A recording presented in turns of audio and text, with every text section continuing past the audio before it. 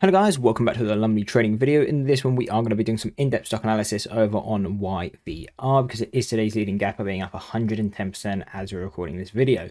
So currently sitting at 28 cents. What are those key support and resistance from a standard deviation technical perspective? So currently again we're sitting at 28 cents. We can see at 25 cents we do have that support, so be watching that for the intraday. Again, that's probably why we pulled back to this level, tested it as a support, it did hold, we got that push. And again, what do we talk about? Push to that next deviation. Where do we push to for 34 cents? What was that? Our second deviation on the 6 month.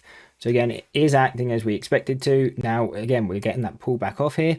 It's really waiting for a move to 25 or so. Watch for a break.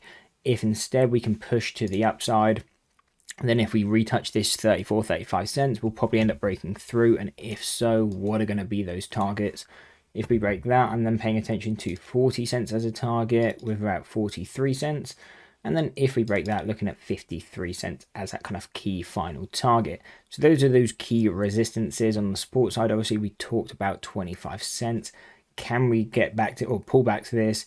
Can we break it? If we start to break it, then really it's going to be a stock I'll be out of quite quickly, because going on to at 17 to 15 cents, that is statistical mean between the 6 month and the 1 year. Again, that is fair value. If I'm trading a stock, I don't want to be holding it at fair value, and that's why I'll use it as a target. If I'm holding this stock short, that will be my absolute final target, but I'm not really going to look to buy the stock here because at a fair value, again, there's not really much of an edge from a trading perspective to be getting in at this level.